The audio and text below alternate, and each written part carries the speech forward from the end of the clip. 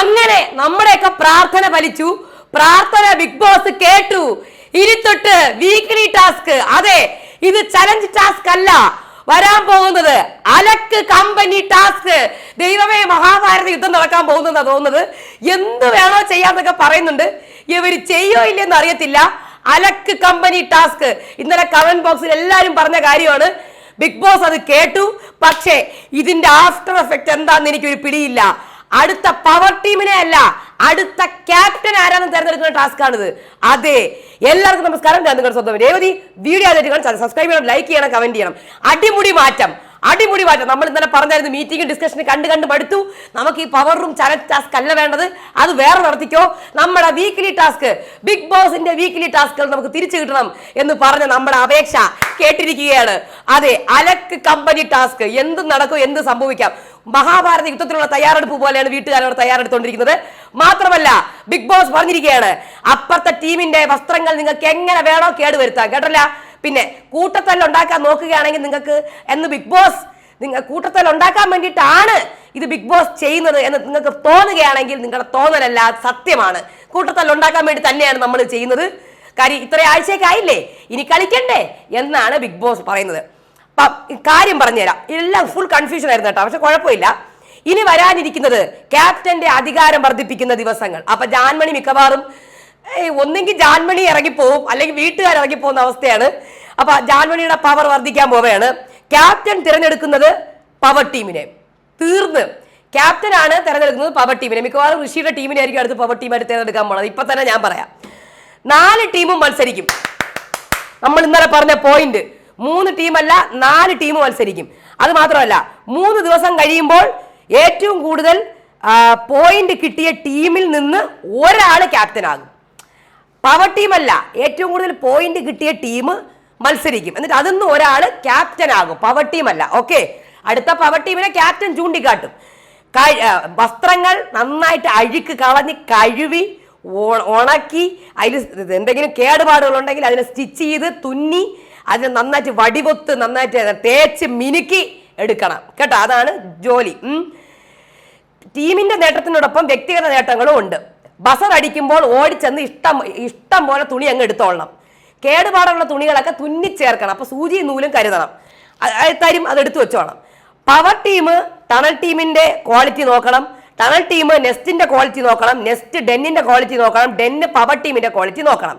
4 ടീമും മത്സരിക്കും. അത് ഓർത്തു വെച്ചോ. Power team, den, nest, tunnel. ഓരോ ടീമിൽ നിന്നും ഒരാളെ വേണം ഇത് നോക്കാൻ വേണ്ടി ഇരുത്താൻ. അഴുക്ക്, ചുളിവ്, കേടുപാട്, തേച്ച ക്വാളിറ്റി, അതായത് നന്നായിട്ട് വടിവൊത്ത് തേച്ചിട്ടുണ്ടോ, മൊത്തത്തിലുള്ള വൃത്തി, മടക്കി വെച്ചേക്കുന്ന രീതി, അതൊക്കെ വെച്ച് വേണം ക്വാളിറ്റി ചെക്ക് ചെയ്യാൻ. ഏറ്റവും കൂടുതൽ വസ്ത്രങ്ങൾ ക്വാളിറ്റി ചെക്ക് ചെയ്ത് കഴിഞ്ഞ ആ ടീമാണ് വിന്നർ. ആ വിന്നറിന് ഒരാളായിരിക്കും ക്യാപ്റ്റൻ ആവുന്നത്. മനസ്സിലായോ? മറ്റു ടീമുകളെ പുറകിലേക്കാക്കാൻ നിങ്ങൾക്ക് എന്ത് വേണോ ചെയ്യാം. വെള്ളം ഒഴിക്കാം, ഇങ്കെടുത്തൊഴിക്കാം, മഞ്ഞപ്പൊടി കലക്കി ഒഴിക്കാം, ചുളിക്കാം, എന്ത് വേണോ ചെയ്യാം. അപ്പൊ അവര് അയ്യോ അതൊന്നും നമുക്ക് പറ്റില്ല, വേണ്ട വേണ്ട വേണ്ട വേണ്ട, അയ്യോ തെറ്റാണ്. അപ്പൊ ബിഗ് ബോസ് ഉടനെ ബിഗ് ബോസ് നിങ്ങളെ തല്ലി പിടിപ്പിക്കാനാണെന്ന് വിചാരിക്കുന്നുണ്ടാവും. എന്നാൽ അത് തന്നെയാണ് കേട്ടോ. നാളെ ഇത്ര ആഴ്ചയൊക്കെ ആയില്ലേ, അപ്പൊ ഇത് തല്ലി പിടിപ്പിക്കാം. ഓക്കെ, അപ്പൊ ജാൻമണി ഏത് ടീമിൽ? അപ്പൊ ജാൻമണി പവർ ടീമിലല്ലേ? അല്ല, എന്നൊരു ഡൗട്ട്. ജാൻമണിയോട് ചോദിക്കുകയാണ് ഏത് ടീമിലാണെന്ന്. ഞാൻ വിചാരിച്ചു ജാൻമണി പവർ ടീമിലാണെന്നാണ്. ജാൻമണി ക്യാപ്റ്റൻ ആയതുകൊണ്ട് ഏത് ടീമിൽ?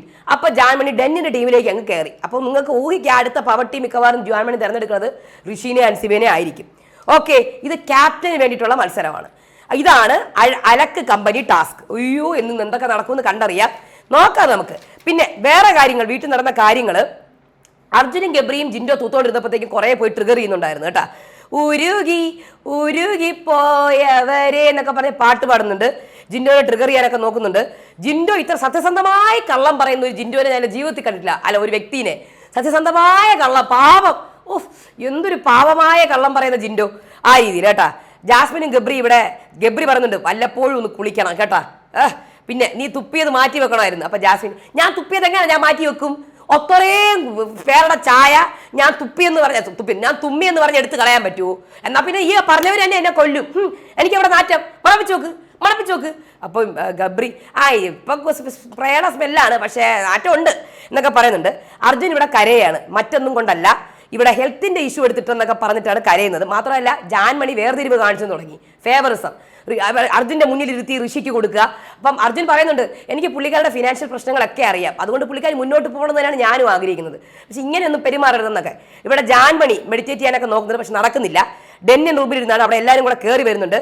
അപ്പം അർജുൻ അവിടെ ഇരിക്കുന്നുണ്ട്, ആരെ നോറയായിട്ട് സംസാരിച്ചിരിക്കുന്നു. അപ്പൊ ജാൻമണി, ഞാനൊന്ന് മനസ്സറിഞ്ഞ് ശപിച്ചാൽ വേണ്ട, കാര്യമെന്ന് പറഞ്ഞാൽ പിന്നെ എനിക്ക് അവരുടെ വിഷമം കാണാൻ പറ്റത്തില്ല. ഞാനിങ്ങനെ കണ്ണടച്ചു പോയാൽ പോക്കാണ്, അവർ അനുഭവിക്കും എന്നുള്ള രീതിയിൽ. അത് കഴിഞ്ഞിട്ട് ജിൻഡോ ഋഷിയോട് എന്തൊക്കെ പറഞ്ഞുകൊണ്ട് എനിക്കൊന്നും മനസ്സിലാവുന്നില്ലേ. അപ്സരയും ഋഷിയും കൂടെ അവിടെ സംസാരിക്കുന്നുണ്ട്. ജാൻമണിയുടെ ഡെന്നിന്റെ റൂമിനകത്തിരുന്ന് എല്ലാവരും കൂടെ ജാസ്മിനെ പറയാണ്, ശരണ്യാണ് പറയണത്, അവൾ എന്നെ പറഞ്ഞു, ഞാൻ എന്താണ് എന്നെ മാത്രം, ശ്രീധുവിനെ എന്നെ മാത്രമാണ് പറഞ്ഞത്, അതെങ്കിലും പറഞ്ഞല്ലോ നിങ്ങളെ, അങ്ങനെയെങ്കിലും നിങ്ങൾക്ക് അവിടെ സംസാരിക്കാൻ പറ്റിയല്ലോ, അത് തന്നെ വലിയ കാര്യം. ശരണ്യ സ്പേസ് ഉപയോഗിക്കണം ഇനിയും, അത്രയേ ഉള്ളൂ. അത് കഴിഞ്ഞ ശേഷം ഇമേജ് കോൺഷ്യസ് ആല് പോലും ശരണ്യ, ഞാൻ ഇമേജ് കോൺഷ്യസോ എന്ന് ശരണ്യ പറയുന്നുണ്ട്. അപ്പൊ ഋഷി, ഇവിടെ ആകെ ഇമേജ് കോൺഷ്യസ് അല്ലാത്ത ഒരേ ഒരു വ്യക്തി, അതാണ് ജാൻമണി. വളരെ വളരെ വളരെ വളരെ കറക്റ്റ്. എനിക്ക് ആരെയും പേടിയില്ല, ഞാൻ കാണിച്ചു കൊടുക്കാം. അപ്പം ജാൻമണി ഇവിടെ നിൽക്കുന്നുണ്ട്. അപ്പോൾ ഇത്രയും കാര്യങ്ങളാണ്. ടാസ്ക് തുടങ്ങാറായി, അതിന്റെ വിശേഷമായിട്ട് വരാം. എന്ന് നടക്കുമെന്ന് കണ്ടറിയാം. ചിലപ്പോൾ യുദ്ധം നടക്കും, ചിലപ്പോൾ ഒന്നും നടക്കൂല. ഓക്കെ, അടുത്ത വീഡിയോ ആയിട്ട് വരാം. അതുവരേക്കും ബൈ.